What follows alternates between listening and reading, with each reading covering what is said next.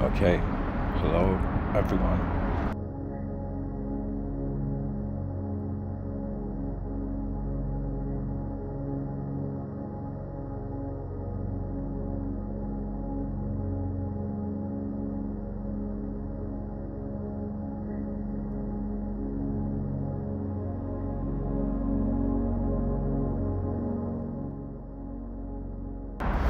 I wanted to record a late night episode,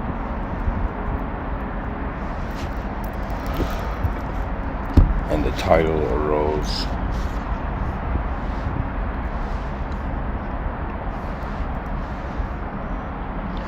Movements of Unknown Worlds.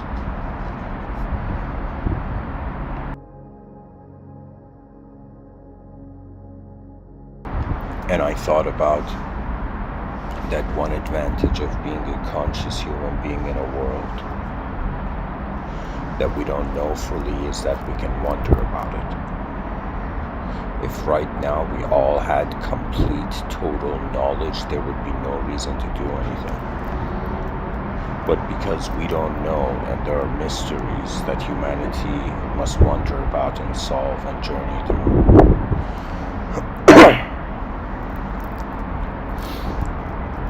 now we can wonder about the world still. And so something to wonder about, if somebody was wondering about what is the moment made of. One can say the moment is made of movement and stillness, and so pretty much in this episode I'm wondering about what does movement mean? What does it actually mean? Or how does it lead to meaning?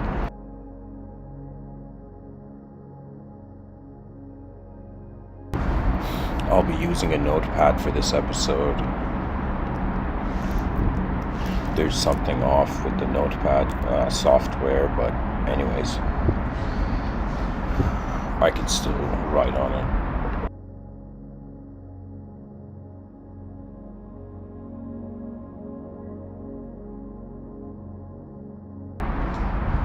So pretty much.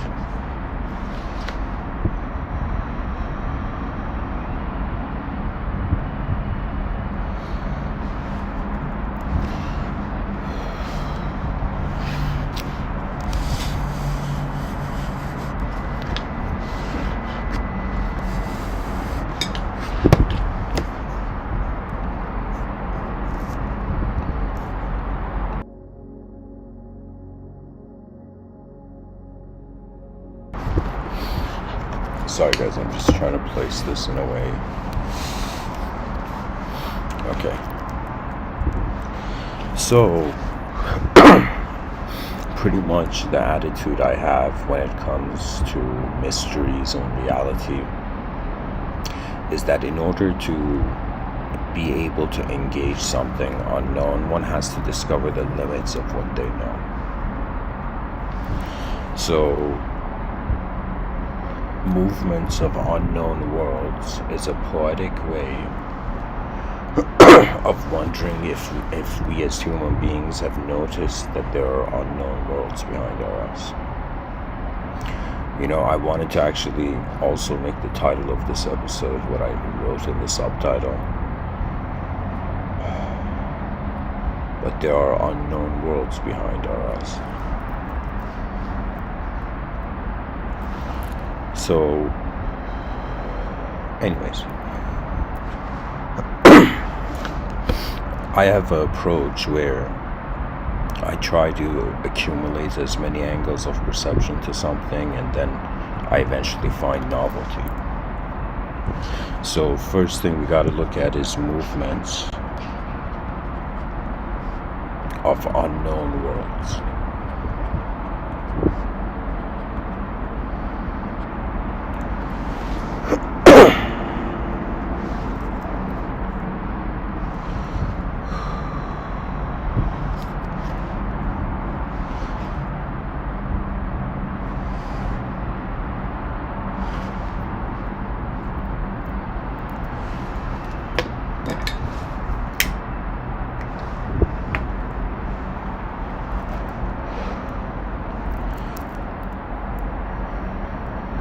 So the idea would be we're going to this sentence, movements of an unknown world, of movements of unknown worlds. We conceptually try to see, like, okay, what sort of geometry does this sentence have? We have the idea of movements, we have the idea of the unknown, we have the idea of worlds. And it's as if all three realities are simultaneously being one reality. So this is a question mark for now. And so in order to solve this question mark and comprehending the true vision behind the sentence, we wonder about the idea of movements. And so it's a suggestion that the human being pretty much is a moment. Think of it this way.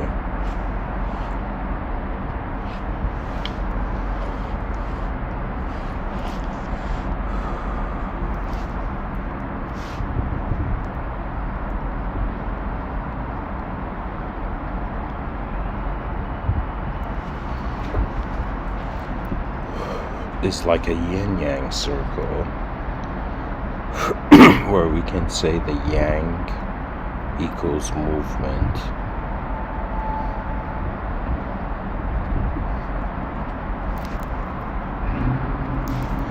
and the yang equals stillness. And this is a dualistic relationship, so similar to movement, stillness.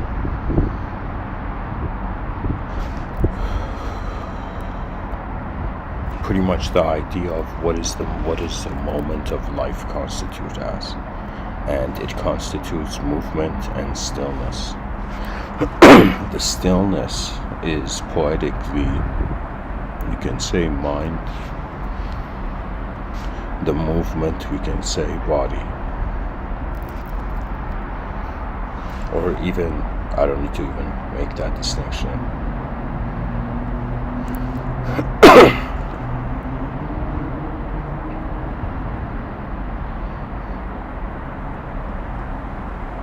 Pretty much, it's as if life is a point, and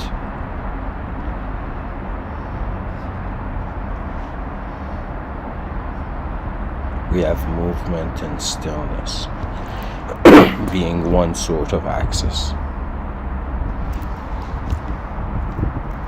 Then we come here and we see that there's the concept of unknown. The unknown is one of the most beautiful words in any language. The concept of the unknown. And what the unknown means is pretty much, you can think of the undiscovered. Not undiscovered, that's technically, let me say that which has yet to be discovered. The unknown is very beautiful. It is like the space where knowledge is hovering in. So another angle, axis, would be in some sense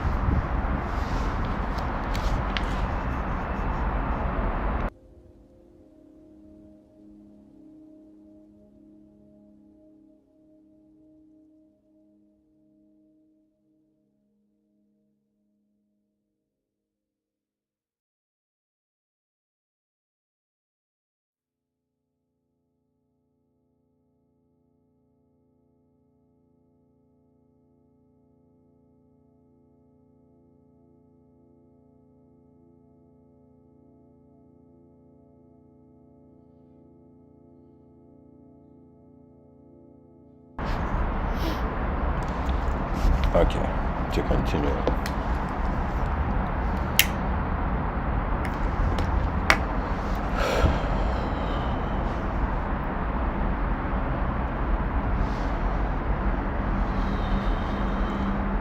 We can put here on this axis U and K.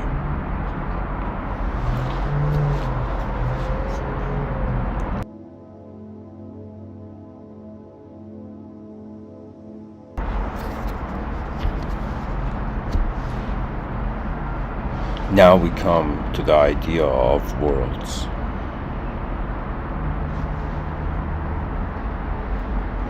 And this is, another sort of yin-yang circle where it's between world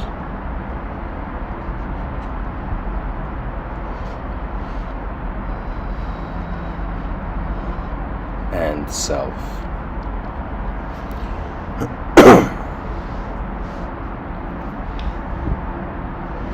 So in other words, it would be something like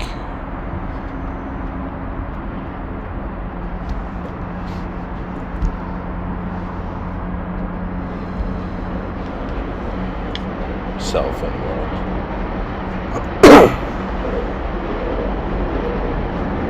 Another geometric way the sentence can be seen is like a line like this, and it has 3 lines in it. But I think this sort of axis is better, the one I was drawing before. And whoever is tuning into this episode and you're wondering why I'm creating this video, to be honest, I am at a point where I'm wondering not just what I don't know, but what does the species not know? And I am wondering about how far can we wonder about the nature of reality, It's as if the why question in an infinite regression. I am pretty much, when I give these talks, I am considering how far can meaning go? Or where does the light of the world, or how does the light of the world turn into a world? These are very important movements of unknown worlds. It's another way of saying what else is moving in reality. I would put another distinction here, another duality, and say even with the unknown and the known,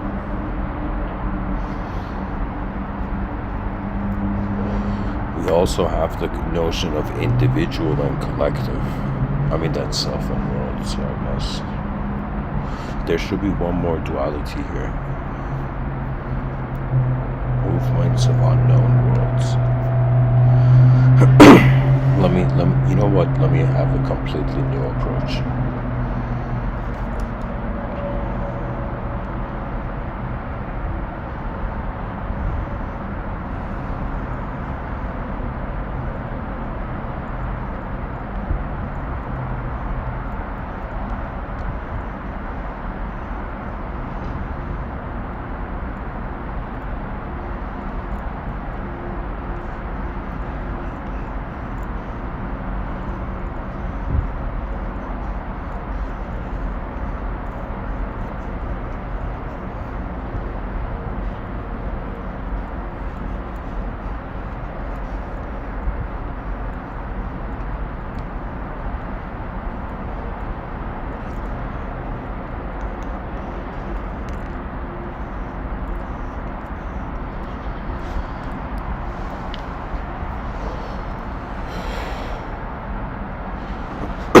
Okay. We look at the idea of movements.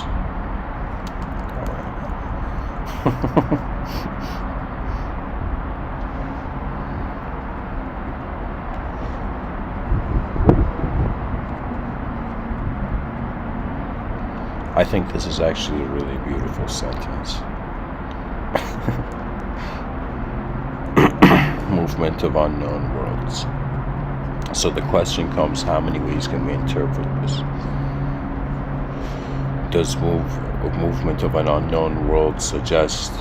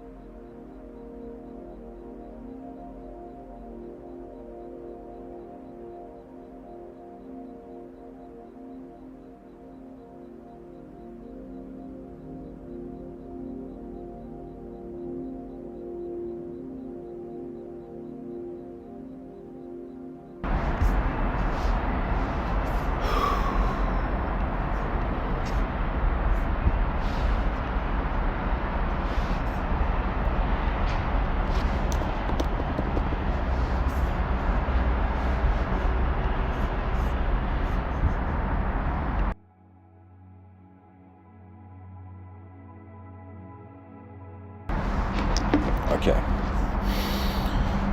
Excuse me to continue.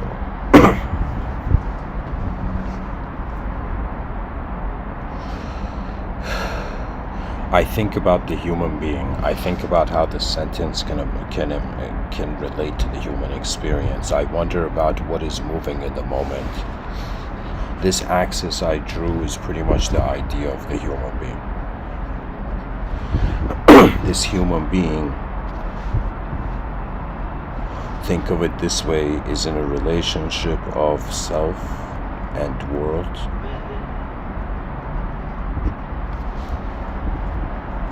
Now, the self has an unknown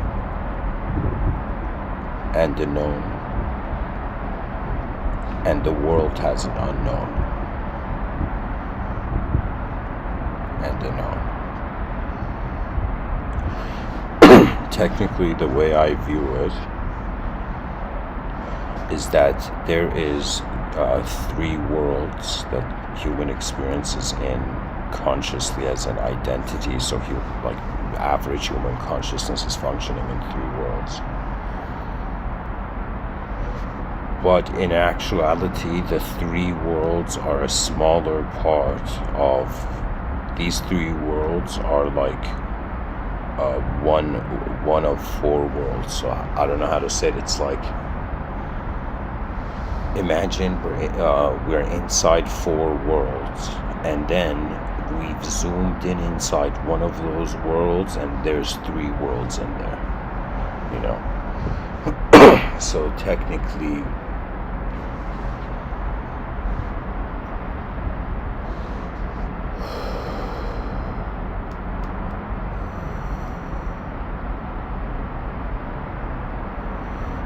there is an unknown level of worlds, but 2 consciousness, 4 types of worlds. There's 4 ways the world is happening. This is the core view on Mr.Within thought. So anyways, what I'm trying to do here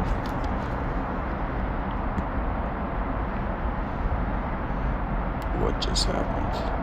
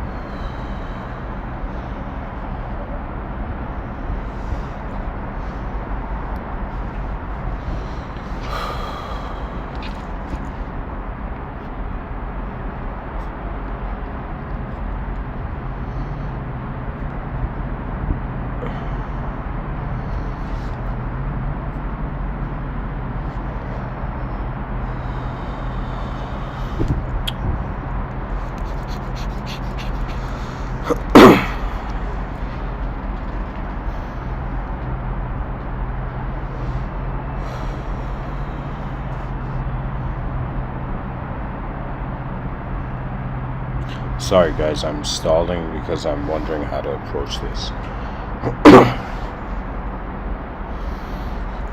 Pretty much there's a human being. Let me just go a different route.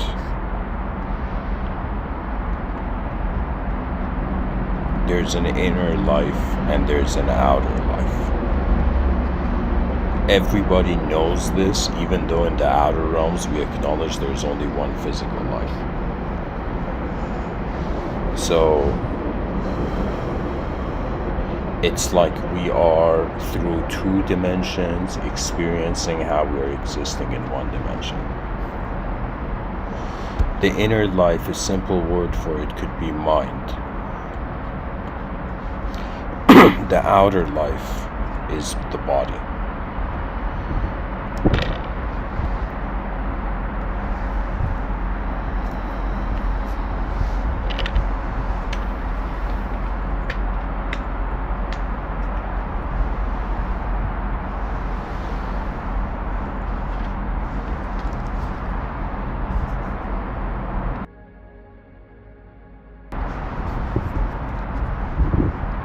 So the inner life, the mind, here, I'll come here and I'll say it, the mind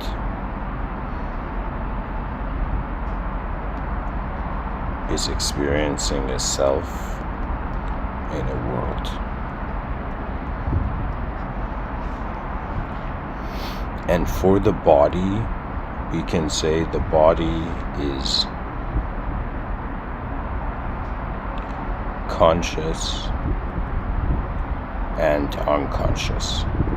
That's a good way of explaining the human body. Some things are happening regardless of our conscious attention to them or not. So simply said, this could just be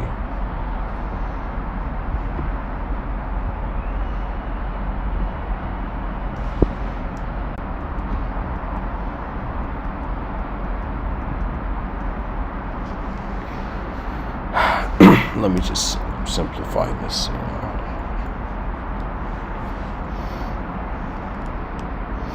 People are going to be like, Mr. Within, this episode is different from your other episodes, and I'll be like, yeah, I'm pretty tired. Yeah. But the body is existing. Simply said, it's here.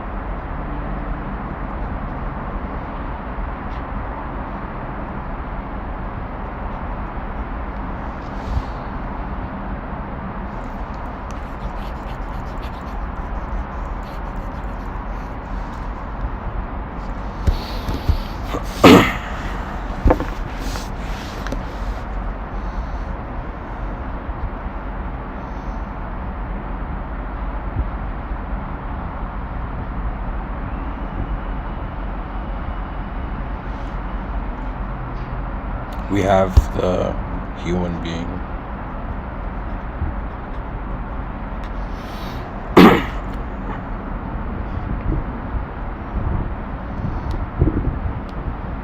This human being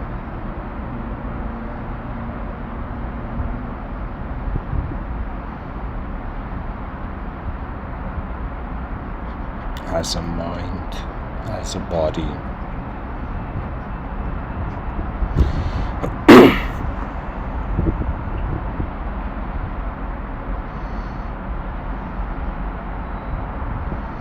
A good question would be, is the mind the world?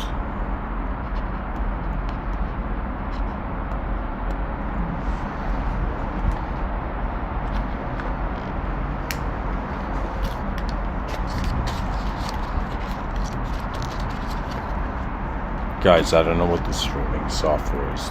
Like, sorry, not the streaming software, this notepad is tripping.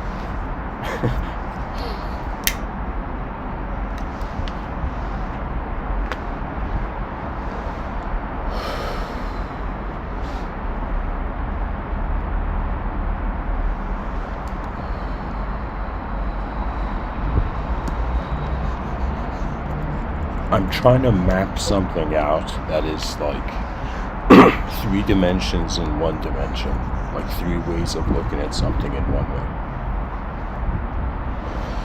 Pretty much movements of unknown worlds. Is it the movements of the unknown worlds behind our eyes? Is it the movement of unknown worlds in front of our eyes? So we have a self, we have inner, outer.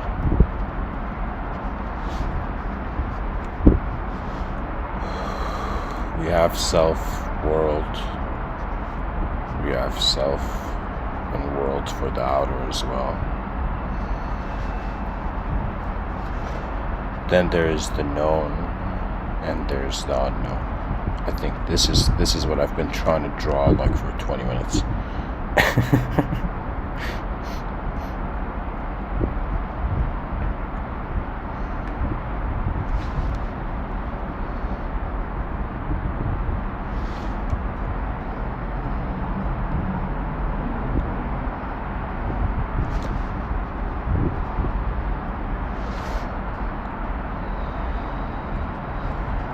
There we go. So it's another way of saying consciousness has access to this.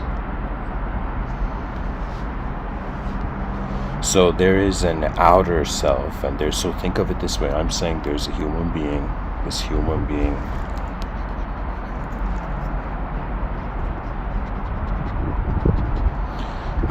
this human being has an inner experience that associates to the concept of mind, and an outer existence that it associates to the concept of the body. So when there's an inner dimension and outer dimension, and there's an ability for free will to move in those spaces, so the question comes, okay, what is the geometry of my moment? So if I'm living an inner life right now, is there an inner self? Is there an inner world? And in some sense, what is the relationship of the known and the unknown to each of those dimensions? For me, I think I have it's like at some point the person who's looking for truth just looks at the world and wonders how it's even possible to be anything than what it is being. Truth is what is there at all. You know, it's as if truth is how something is moving in the void.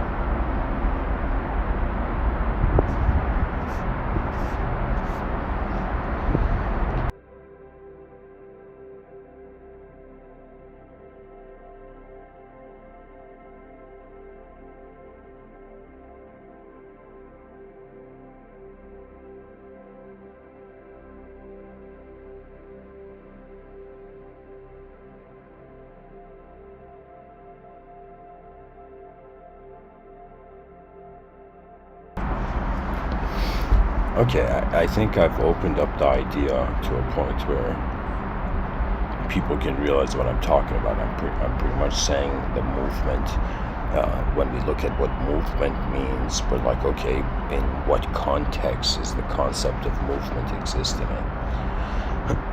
So, somebody in the chat section says, question, movements of unknown worlds, is that sentence a paradox? It's not, I don't know how it can be a paradox. I'll give you a very simple example. Imagine somebody is sleeping, person A is sleeping in a room, and in sleep the person's body is existing, and their mind, let's say the person's having a dream, and suddenly somebody walks into the room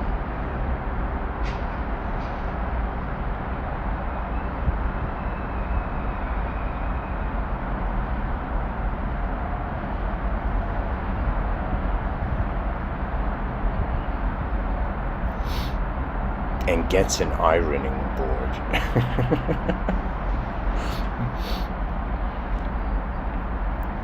I remember when I was a kid, I was sleeping and somebody came and got the ironing board from the room, right? And you know, it was something where it's like a semi-conscious state a person notices, right? But it's like how something is moving that is not in the domain of our consciousness, right? So the movements of unknown worlds, it doesn't even have to be too metaphysical and transcendental. It's like when the person doesn't know what somebody else on the other side of the planet is doing, right? Like their reality is a movement of an unknown world compared to our own known world, right? But when I was thinking of movements of unknown worlds, I felt like, okay, if we have, human beings have this mind in them, what is the value of this mind?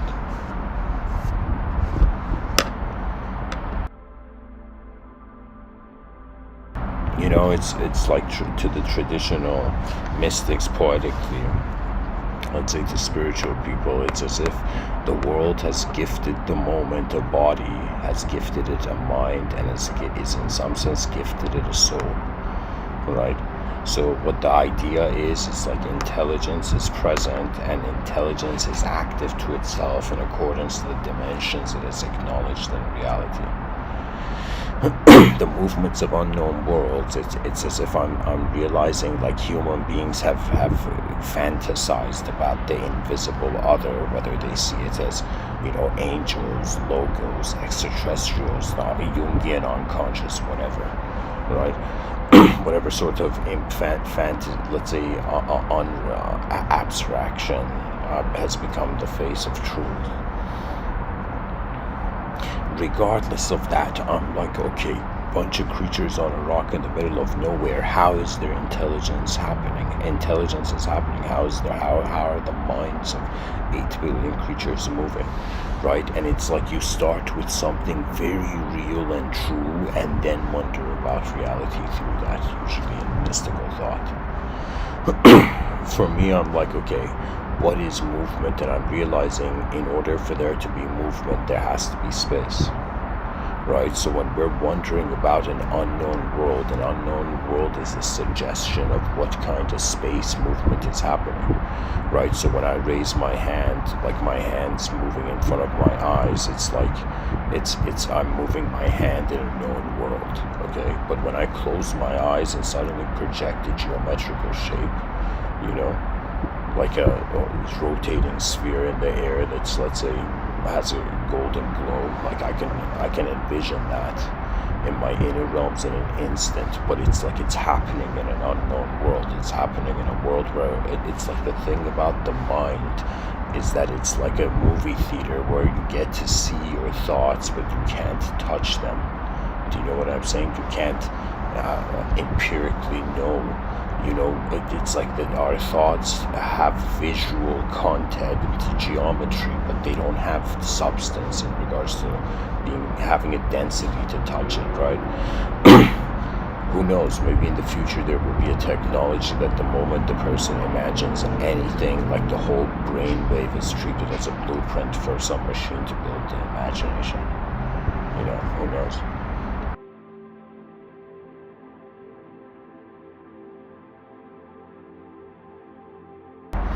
I'm trying to see how it can be a paradox. Movements of unknown worlds. It could be because unknown doesn't mean the opposite of movement. Unknown is just like there could be unknown movement, there could be known movement. So I don't think it can be a paradox. Maybe it can be a paradox if the unknown world is, I don't know, maybe in some sort of time loop. So the future is like right behind the past.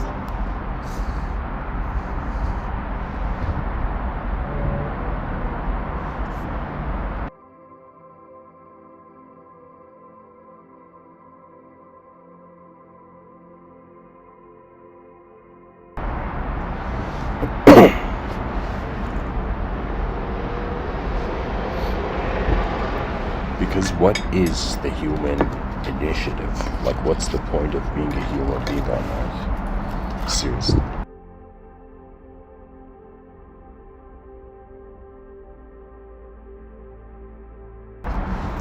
The awareness to the movement of the world. So when it comes to comprehending movement,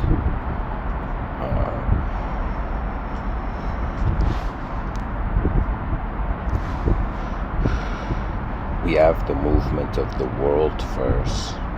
That means somehow subconsciously the brain creates the world, and then the child can identify, like, a human being born and becoming a person. That's like an identification with this moving system, a system that's constantly changing. And the only reason we have cultures and even a civilization is because the world underneath, or the ground underneath our feet, is changing slower than how fast our minds can move. So when it comes to movement, there's movement of the world, there's movement of the self.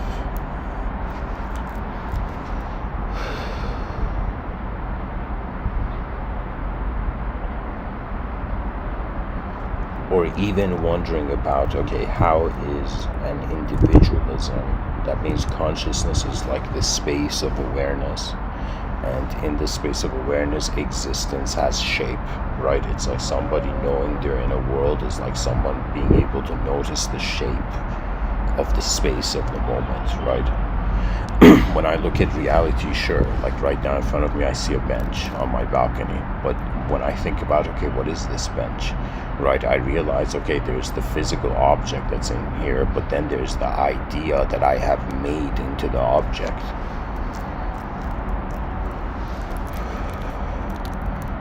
I think it was years ago I created this concept called letter linking, where the first letter and the last letter of two words are the same. Those letters can link. It's like we have been concept linking. We have literally been linking objects to subjects, but not realizing how unknown the world is. And I hope to see a day in the in all the educational systems on this planet, where all the teachers will come to the students and they will not start by saying what we know, but by sharing the mysteries and wonders of every field of knowledge. Like, the educational system has a diamond in its hand, but it's using it like dirt. Imagine having a diamond and thinking it's dirt. Imagine being an educational system for a species and not aiming for the most advanced states of mind, right? Because what are human beings? We are the efforts of our eyes.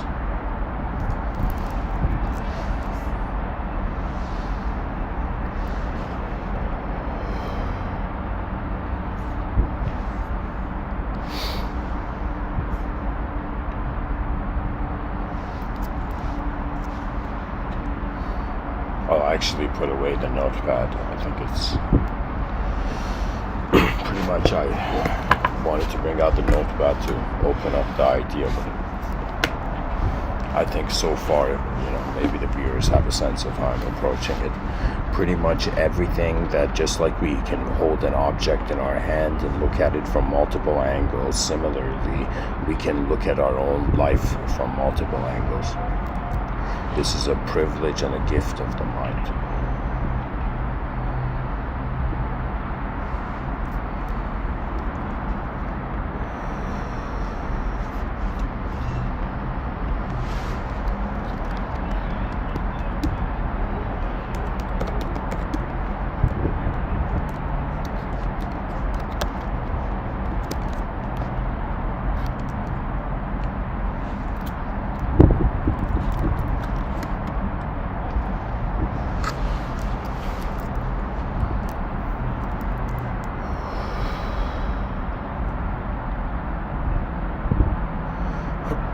pretty much the title of the episode just means like, how is the moment moving in an unknown way?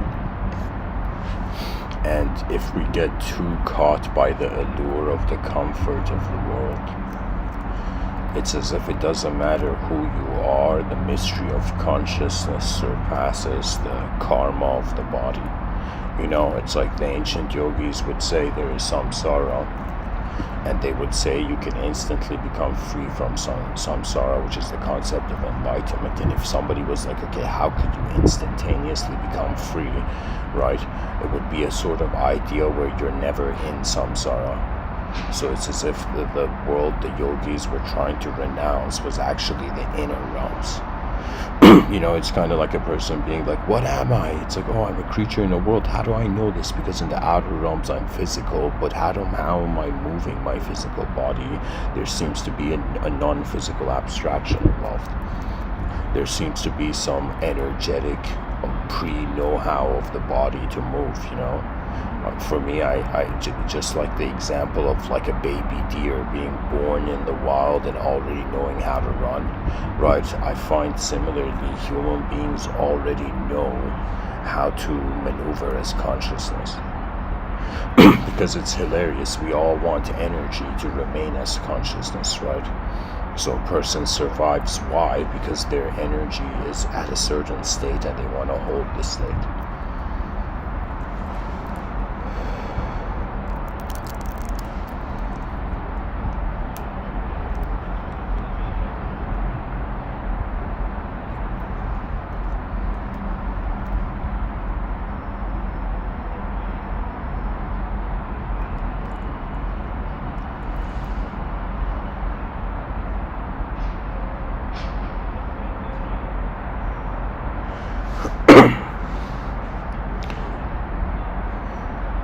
And you know, it's like, how else is the world happening that we don't know yet, or maybe the future generations will know? Imagine when Edison made the light bulb, like when the light bulb was invented, the people at that time looked at all the people before them who had used candles. And it was as if they're like, wow, they all missed out. But it was as if when the inventor had made the invention, we knew it was always possible. You know, only the right inner circumstances had to be met. In Tibetan Buddhism, even there's this concept of treasure revealing. And so there's physical treasures that inspires like pirate movie franchises, you know. And then there's also inner treasure. And to find inner treasure is pretty much to cultivate clarity. And what clarity means, honest awareness to how energy is moving. You know, it's as if the materialist was to be honest, it would be like, you know, who am I kidding? I'm being the periodic table hallucinating personality right now. You know, because existentially, it's like, and think of it this way, an inner invisible experience is giving meaning to an outer visible existence. Something's happening behind our eyes that feels as if we are in another room in the moment.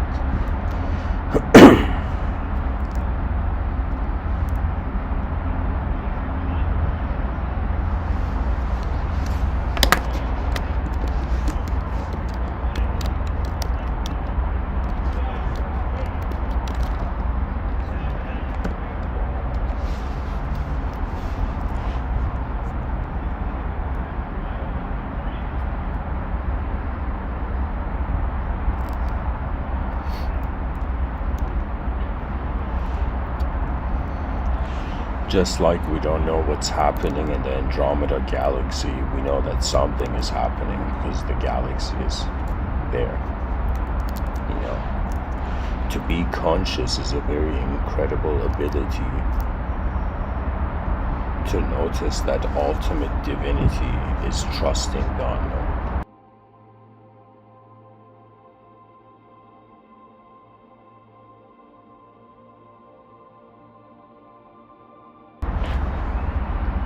trust the unknown is the revelation through the mirror of fear.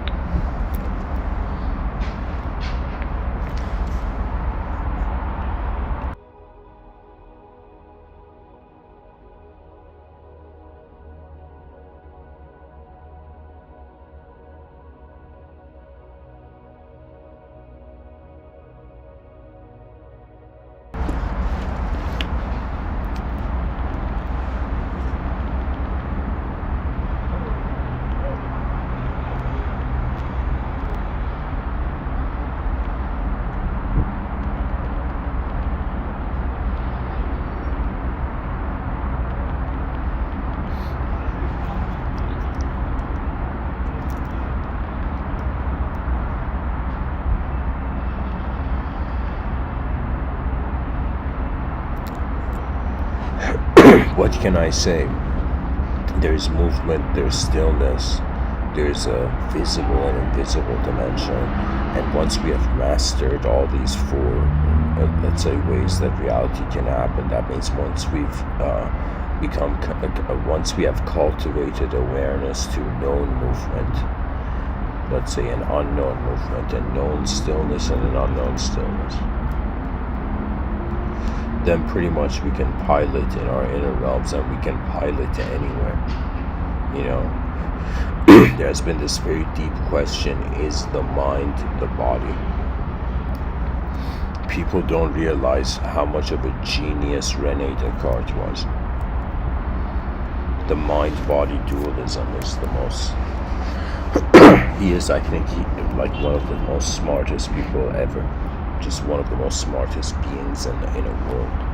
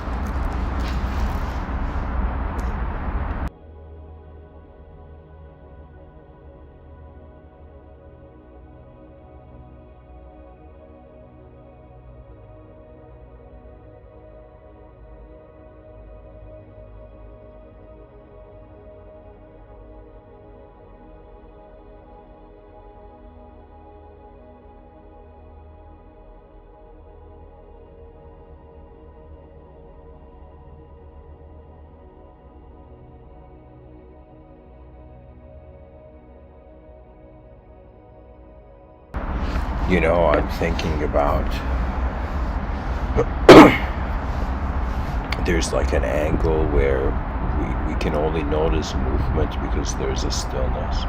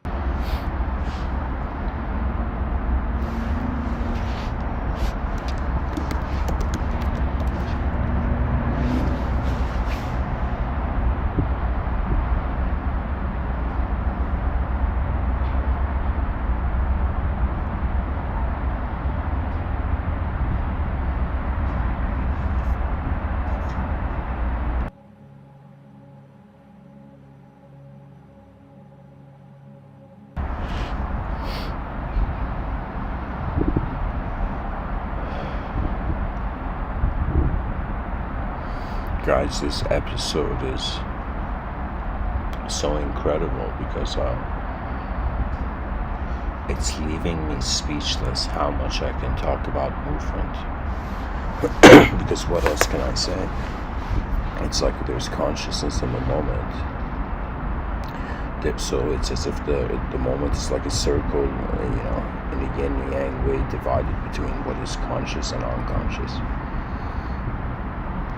So right now, as I'm speaking, I'm considering myself a moment of intelligence. There's an unknown part of the coin to the moment and a known. My unknown self, I associate with a sort of inner observer. Ever since I realized I'm in a world, I wondered how the world was being there, and I noticed that when I close my eyes, the texture of how I see reality is different.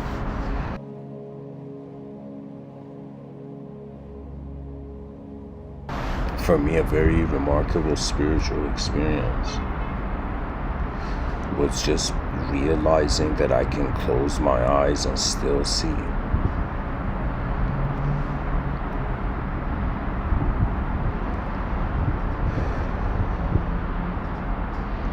That the mind has freedom.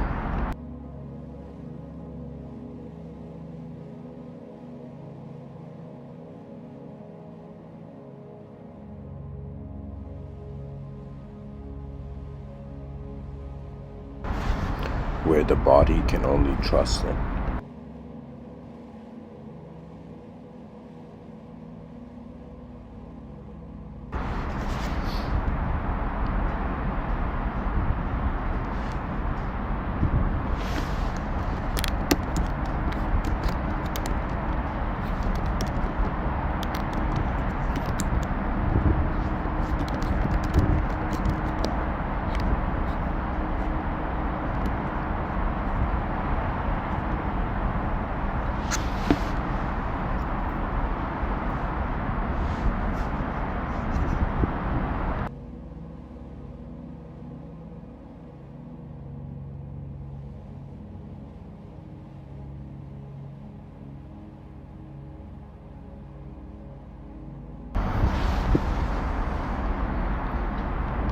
I think about the world, it's moving regardless of my thoughts on it. I think about my body. Reality can never be like a photo on a wall, you know.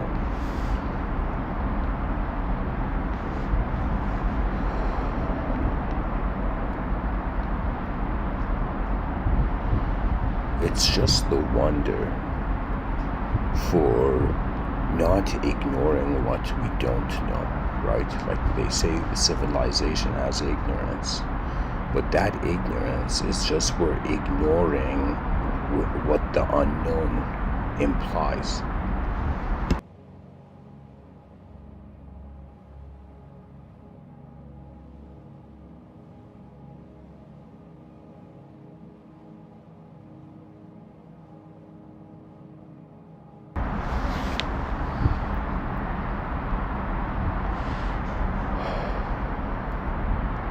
My body can move. I can close my eyes and my attention can move the image in my inner realm.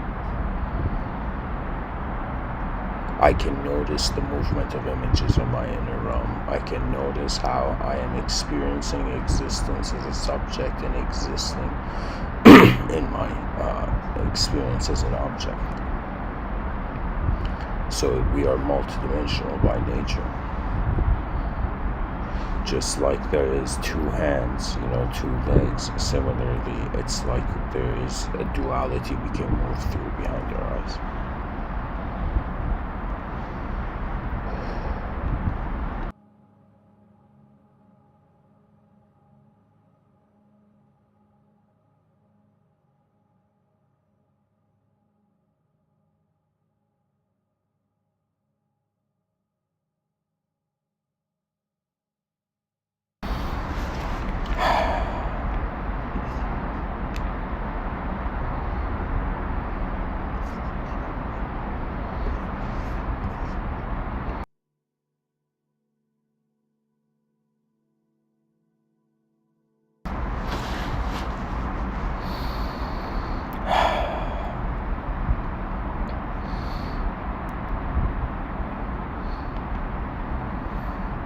Really, because there's an inner experience, we'll never know how to properly value the outer existence. It's like we are so small and the cosmos is so vast that sometimes I wonder who was the cosmos made for. right? Like the planet was made for the eyes of a human species, but what is the whole cosmic activity made for? What sort of consciousness is holding existential reality regardless of our conscious relationship to existence? And the most incredible thing of being found in this, let's say, human world, to walk in the kingdom of humanity,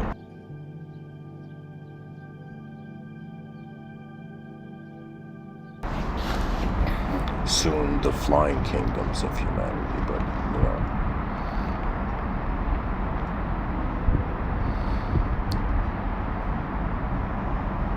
sometimes I think what people are, like every human being is indirectly yearning, is a resolution to the journey of attention in regards to everything that was unknown. That means it's as if what is the most fascinating thing to know? All the things you don't know. It's like the world is open. And questions are hidden entrances, being the expansion of open systems.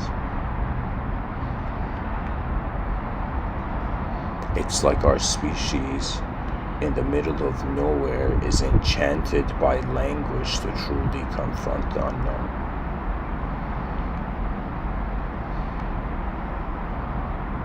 People are, what do you call it? People are scared that in the future there will be cyberspace realities and people will get like entrapped or enchanted by cyberspace, right? But right now, rather than being lost in a simulation in the future, we are inside a simulation right now, but the simulation is a subjective one. That means what the movie Matrix was pointing to is how our attention and our subjective character in a storyhood is the matrix of reality. It's like in the unknown, a creature is claiming knowledge. It's as if it's like the whole cosmos is a question mark, but human beings are acting like they know things, right? Everything is a movement of an unknown.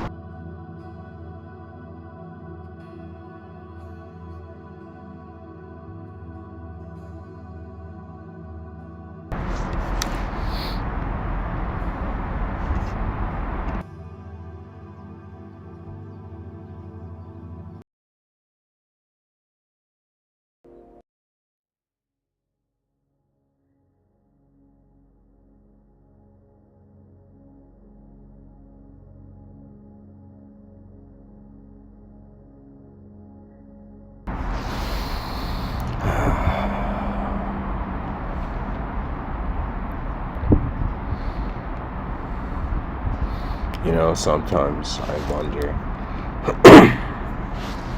if the purpose of life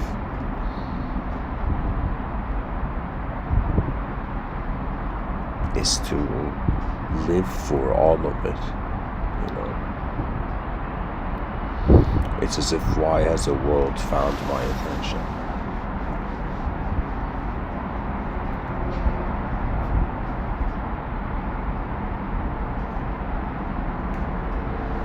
Why is the moment present?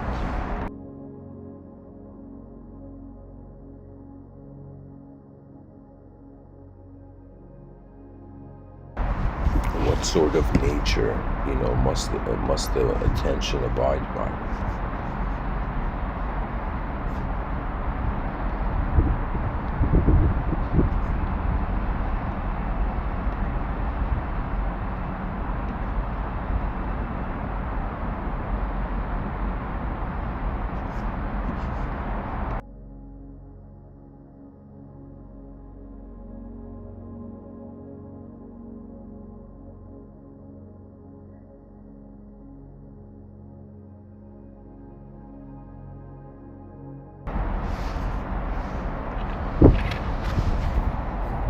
What is the value of being conscious of movement? It's kind of like there's the show Airbender, And it's like human beings are consciousness spenders, life force spender. We pilot our attention, and it's as if the body moves because the mind wants to reveal to itself that it's here. The inner effort of life is to, in some sense, one's inner realms to be acknowledged by the outer realms, and the outer effort is to contribute to the greatness of the inner realms,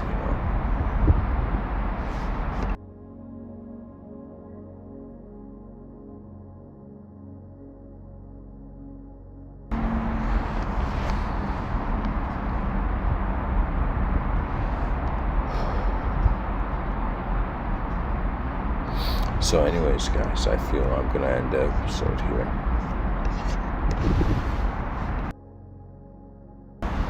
A final comment would be the intent behind the episode is for everybody to go by a sketchbook and write, in some sense, write down the unknown ways that the world has moved for their lives.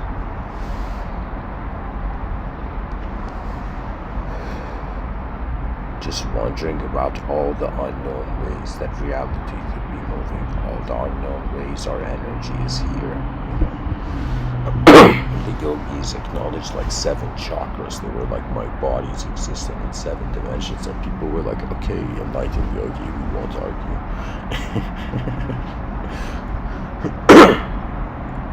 There's secrets to energy and there's secrets to consciousness. And the biggest secret could be that there is no secret. That all of life is present within itself. Just like when we look at the world, its starting point of value is our brain. Like we are really like a biological technology.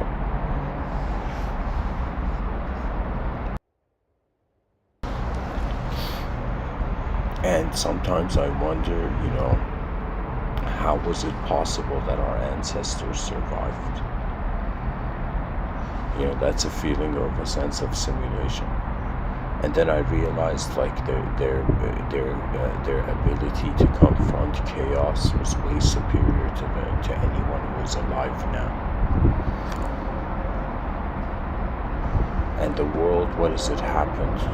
It's like when we can't discriminate between our inner realm and outer realm, the planet is like, what it is, the being alive on Earth is like a place where your inner realms can travel to, but a person has to choose how their inner realm travels to. It's as if, imagine somebody behind their eyes, they have infinite ideas. And once you have infinite ideas, what happens? It's as if the interest of choice goes away because any choice can be made. So what happens is, like, the outer realms is like a sacred temple, Some people, they go and find temples, which is like a bit barbaric to me. And there's some people who realize the moment they have woken up, it's like the moment you're in the conscious waking state. Imagine you have entered a sacred room,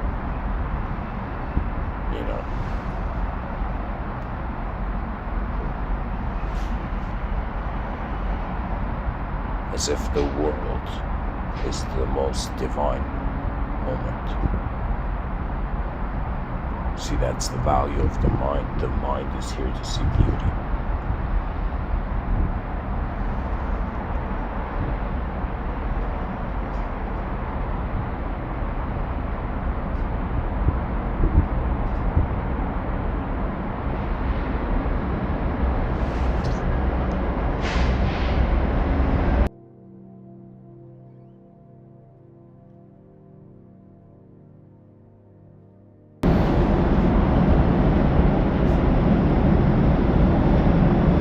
Alright guys, my train is here, I gotta go.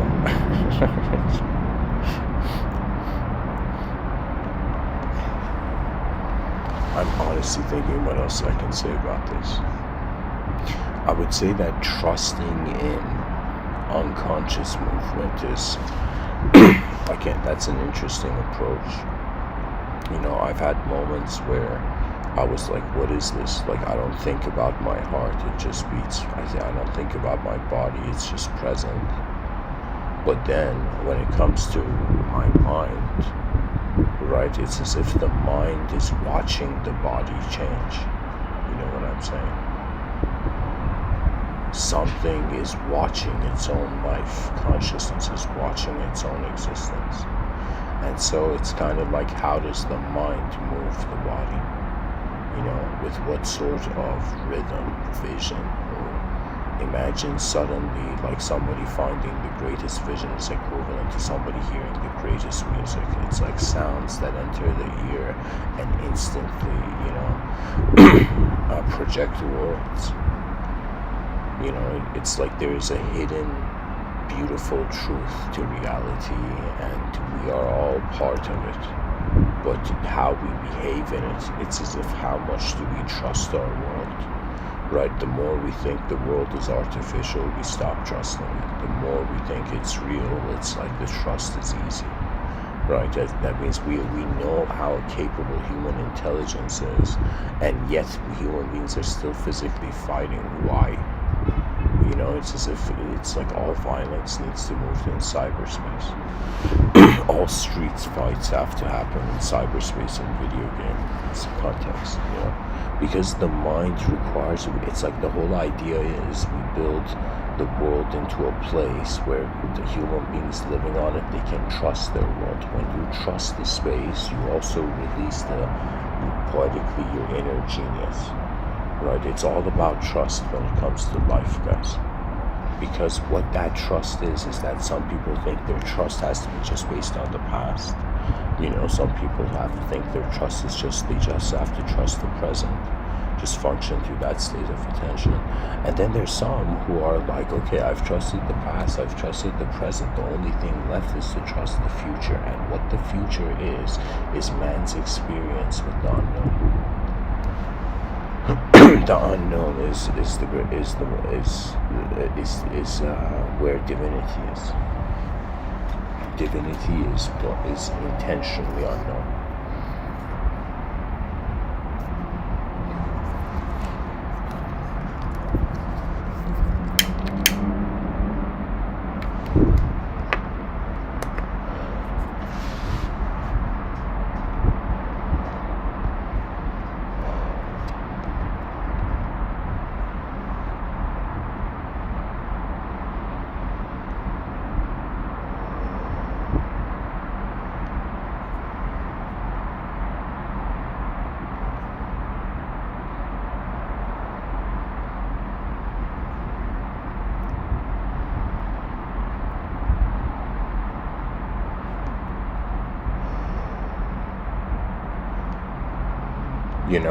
In this book called Hagakure, the Book of the Samurai, there's a quote where the ultimate ideal is benevolence.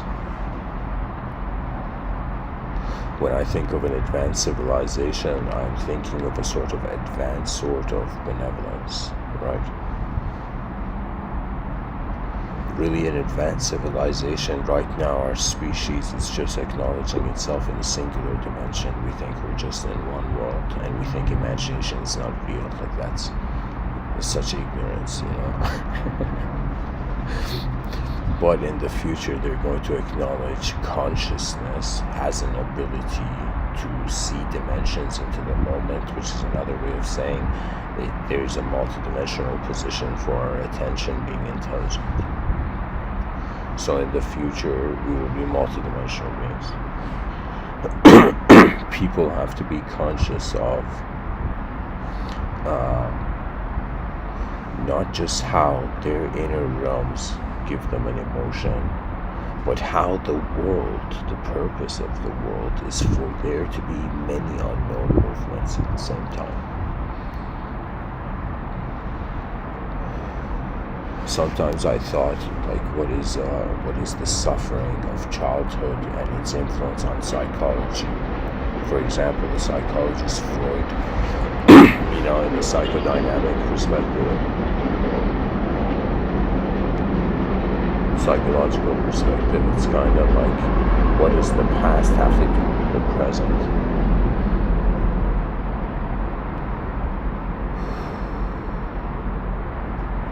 And really, this is what I've noticed. If the person is trying to relive a past moment in the present moment, they're not really in the present moment. There's a suffering of the past that is trying not to be forgotten, but then there's a suffering in the present as well. It's as if the person has to quickly realize the context of life is a very fascinatingly mysterious one. It's like to be human beings on a planet is like to be able to notice the position, right? Like squirrels do not have astrological knowledge, or birds, right? I'm saying lesser species, they haven't cared about figuring out beyond their context, beyond their ecosystem or environment, but we have tried to wonder about the nature of all angles of reality. It's as if our inner life is acting as if it's beyond this world, but our outer life is in this world,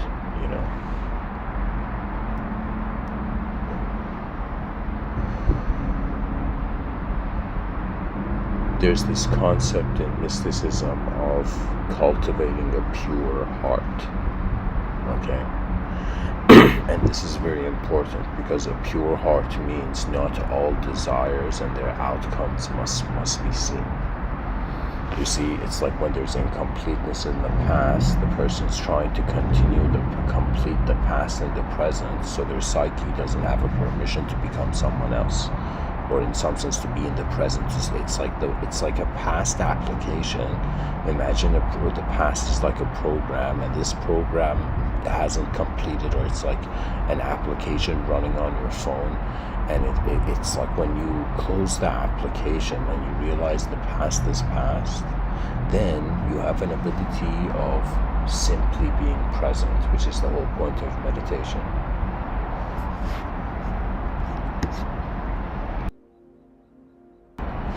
The presence of the moment gives the freedom for how the moment can move. Cultivating a pure heart means the person has to detach from the desire before the desire becomes this, let's say, endless command of attachment. So what it is that it's kind of like resetting whatever the past programmed you as at, and in some sense coming to a neutral present, just a simple silent way where existence is just being, and noticing that the whole pure heart idea is implying that you stop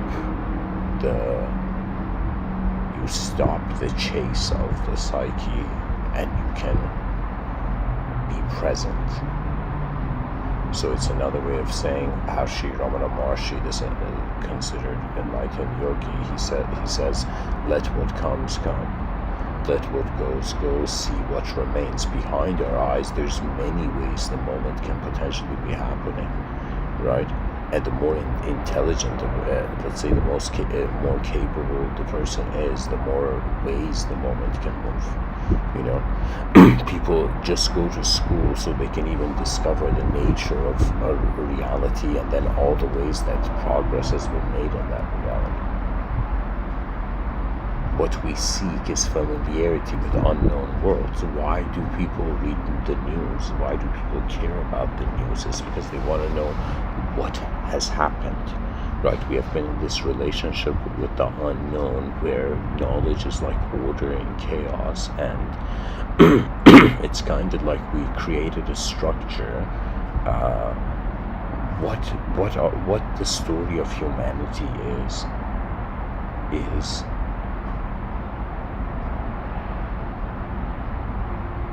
it is how attention is noticing the new.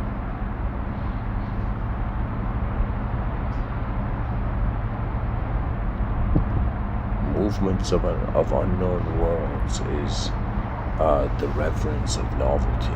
You know, it's when we realize there's a moment that intelligence is like attention. Like, think of it this way: your conscious attention and your existence. It's like right now your attention is being energy. When the person realizes energy and attention are being instantaneously being, then the person realizes that to function in the moment is just as an archetype is not the only way. So the nature of the mind can observe and then rhythmically abide and then express. You see, the idea is, it is the person and their psyche. Did the past convince the person that they are defeated or they are victorious? If the past convinced the person they are defeated, they will be incapable of noticing any victories in the present. Right? So the idea is, like, the person wants to imagine somebody has a lot of thoughts and they're like, okay, these are too many thoughts, I gotta categorize them. Like, I gotta file my thoughts internally. And so the idea is that somebody who wanted to, let's say, attain a sort of mastery of mind suddenly noticed that there's to the context of where the intelligence of the mind is happening, not only is it unknown, it's infinite. There is too much, not sure to say too much, but there is so much stuff in the cosmos, like matter is hovering in space, right? And our sense of normal is just the gravity level of experience we have on planet Earth. Just like, you know, on different planets our experience would be different. It's kind of like every person in their inner realms, it's the same sort of ignorance.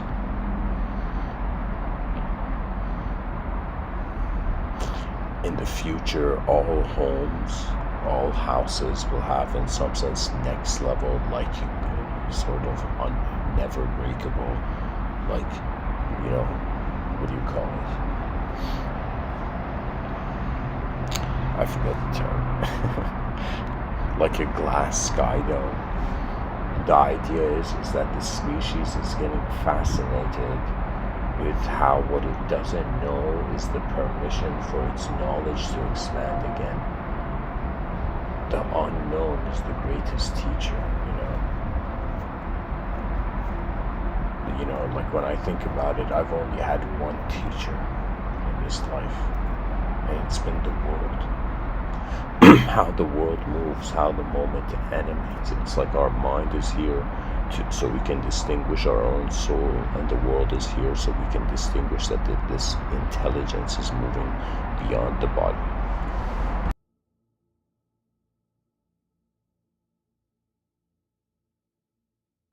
That means consciousness, experiential consciousness rooted in existence, is simultaneously being the micro and macro position. That means my cells, like, imagine like a red blood cell in my body, is simultaneously being my whole body. You know, it's a part of the body, but it's within the whole body. It's like we're part of the world, but we're within the world. So the intelligence of the self, once the person realizes there's more than their self, it's another way of saying, then what's the point of fulfilling the desires of an individual when there's the possibility of a collective victory? You know, nowadays human beings, you know, like back in the day when kingdoms fought, like the people in society felt that there was a purpose to physical existence, right? Now the species has accepted its self-loathing and is shifting away from an intellectual approach to more an emotional acceptance of reality. You know, it's as if our emotional behaviors is surpassing the value, is becoming more important than, let's say, our intellectual structure, isn't it? The world seems to be becoming a giant art studio where emotions are having more approach to novelty. Who knows, of course.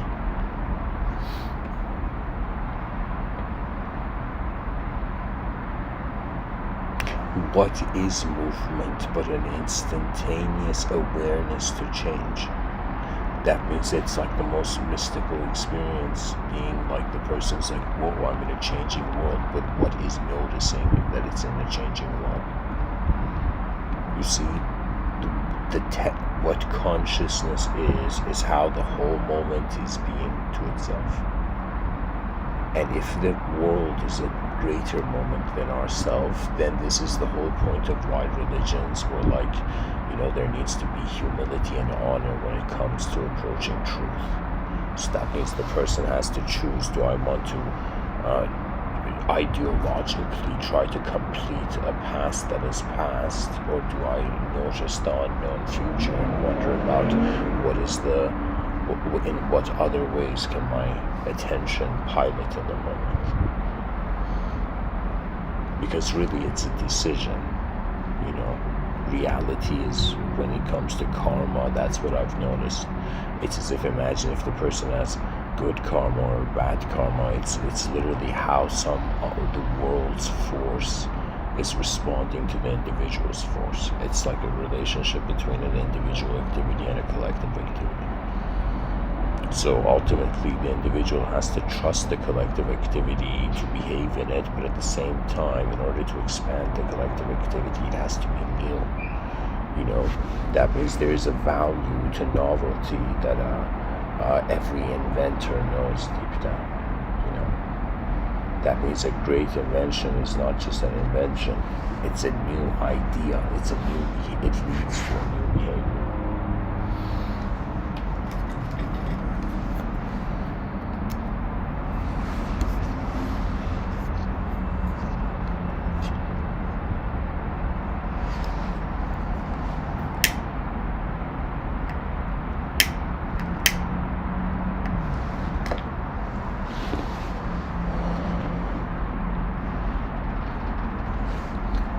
Imagine this whole time the saints and sages and compassionate people in the world have been like, yo, human beings, be honest, right? And people were like, yo, we don't want to be naive in this corrupt system, so it's as if we can't be honest.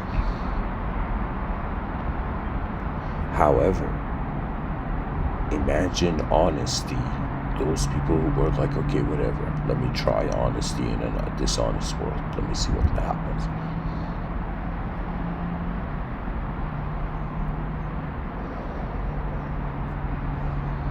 It's as if honesty is a hallway where at the end of it there is a door or portal access to. It's as if honesty is a way to live life where the person feels they deserve their karma.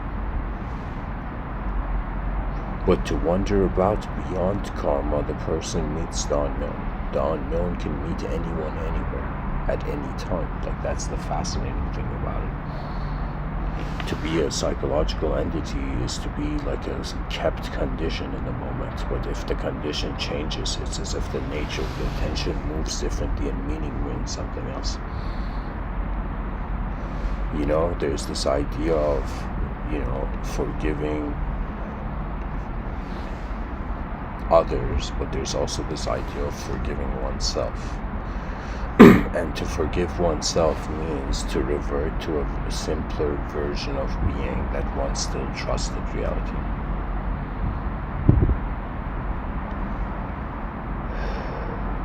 So whoever you are, the most honest position seems to be like, okay, we're this, known intelligence with certain abilities to be a biological creature.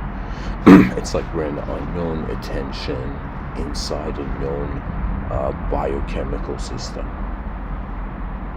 We're inside the technology. Imagine everybody listening to me, because the mind appears as a whole space of the moment. It's like if the skin is the edge of the body, the edge of the world is the edge of the mind. So our minds are behaving as if they're the whole moment. So we can choose to move into this narrative that we are an unknown attention within a biochemical suit. Just like Tony Stark is inside the Iron Man suit, it's as if there's something real that is inside the unreal.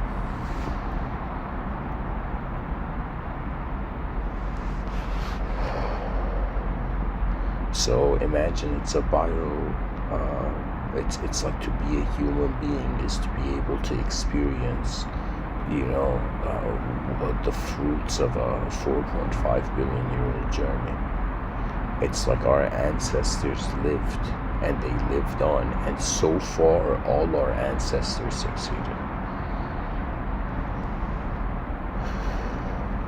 The world is transcending its reality. It's another way of saying we were savage, now we're gentle, physically in the outer realms. But then there will come a time where we will no longer be savage in the inner realms, and the gentleness of the inner realms will mean that it's as if like the intensity that reality can acknowledge. It's kind of like being like, okay, I have a view of what I deserve in the world, but what does the world deserve?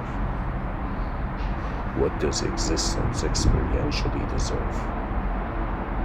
And I have found the idea of greatness, just the concept of greatness, the concept of advancement, to be a sort of, guiding star in the sky.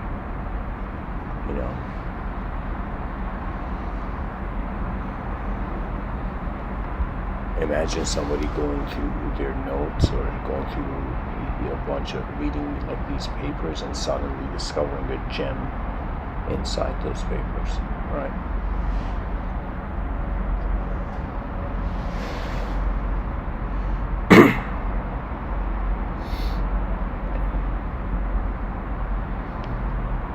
It's like the unknown was here before our knowledge had any value to itself.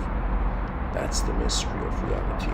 Fearlessly, the species will walk towards advancement, because why not? Why has the human mind had an ability to see new ways the world can happen, right? It's like the hope that people are waiting for. It's like that hope its actualization is instant. That means it's kind of like we imagine 8 billion human beings acted internally as if they were within the most advanced civilization their intelligence can fathom, right? It's like we have, every person is relaying, overlaying their inner view of life, their own view on life, on the actual life, but the actual life is moving, changing, and unknown. Right, it's like there's an unknown movement and we choose to hold on to some form or shape, and then we have an identity in a changing movement. But it's moving. So really, movements of unknown worlds is how consciousness notices that it's like the world is a movement, and it's unknown because it was directly experientially present before it was indirectly ideologically accepted.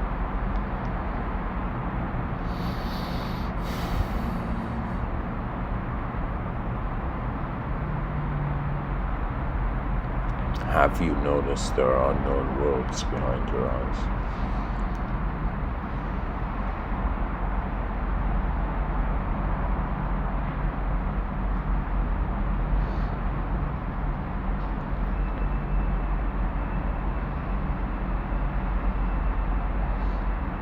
The discovery of the greater dimensions of human intelligence. You put the word advanced in front of any idea, and it's as if it's the ultimate archetype. Advancement is kind of like a post-greatness behavior. That means imagine 8 billion beings realize they are the they are the greatness of the past.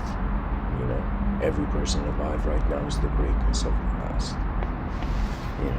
It's the karma of their ancestors. Like how incredible is that? And so the whole point of consciousness in life is that we're not just energy, but we can interact with energy.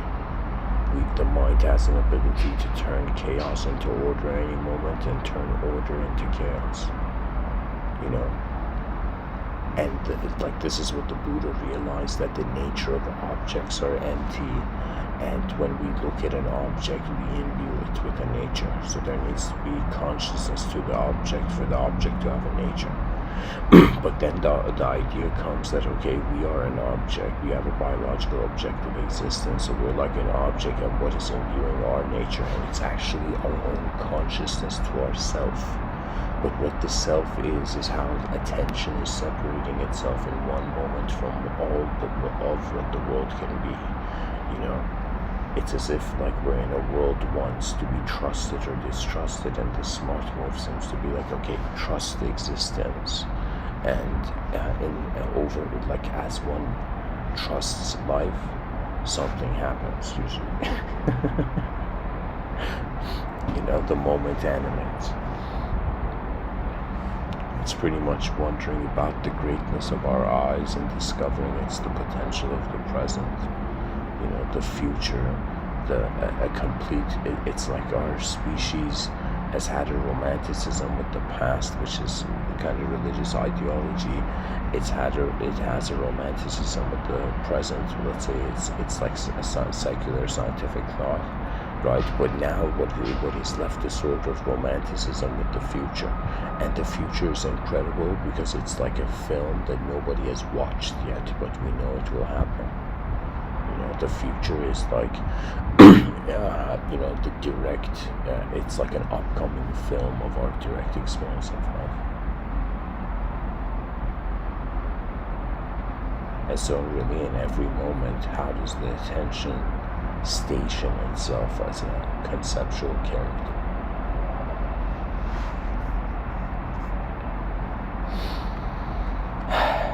Anyways, guys, thanks for listening, and rise, mankind, rise.